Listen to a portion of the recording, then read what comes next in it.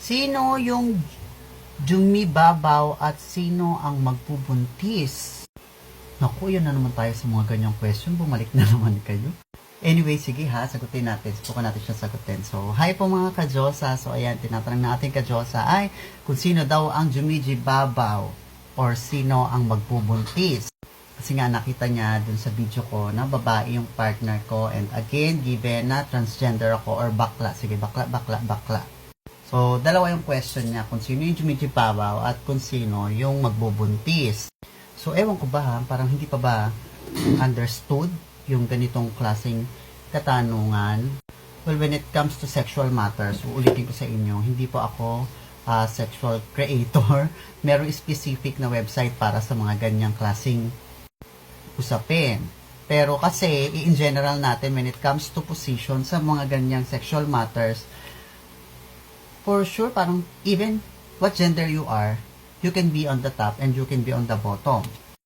And diba, siguro kasi wala ka pang experience. Ano mo, kailangan mo magkaroon ng experience para at least may alam ka. Kasi if you have an experience, hindi mo itatanong yung bagay na yan. Bakit? Kasi very common sense na yan eh. Diba? However, di ko naman yung pwedeng ikwento sa'yo dito or i-demo. Kasi hindi naman ako creator ng mga ganon. Diba? So, punta ka na lang dun sa www.kineme.com. Search mo dun para magkaroon ka rin ng mga kaalaman tungkol sa bagay na yan and hindi mo yan dapat tinatanong kanino man. So, dito tayo sa pangalawang question mo naman. Sino ang magbubuntis? Aba, natural, yung asawa ko kasi yung asawa ko yung babae, alam nga naman ako. Bakla ako, diba? Alam mo namang wala akong matres. Kung sabihin ko na, ari ko, ako yung magbubuntis, binash nyo na naman ako at sabihin nyo, bakla ako, wala ka naman matres, paano ako magbubuntis? O diba? Di siyempre, si Jowa, alanganin naman ako, kung nabuntis ako, di paano, sa likod ng ganyan, sa likod ako mabubuntis, sinagmukha naman akong turtle, diba? So, siyempre, si Jowa, siya yung babae, siya yung may matres, hindi naman ako, ano ba naman question ito? Diba? And I think kahit siguro bata, alam yan na babae ang mabubuntis at hindi naman ang bakla. Diba? Bakla nga ako. Hindi pwede magbuntis. Ano? Kasi makukuba ako. Ayoko naman makuba.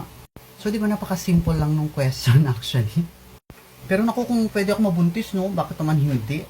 Sus ko, piling ko nga mas madali pa eh. Kasi, since bakla naman ako, may masculine type ako. Ilang iri ko lang yan. Talagang makatumalsik ang bata eh.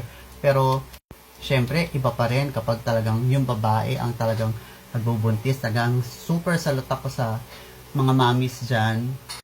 Kasi to be honest, na beses kong napanood, marami akong mga clips na napanood tungkol sa pag-deliver ng baby. Grabe pala, no? Yung talagang pinagdadaanan ninyo para sa mga anak ninyo. And same thing din yan sa magulang natin. So anyway, sa'yo ka Diyos, hopefully nasagot ko yung question mo regarding dun sa mga sexual matters. You can do your own research regarding this and hindi naman po ako yung dapat na nagtuturo niyan sa inyo. And for me, that is something very personal and sensitive topic na hindi dapat dito sa TikTok ikino-comment or itinatanong.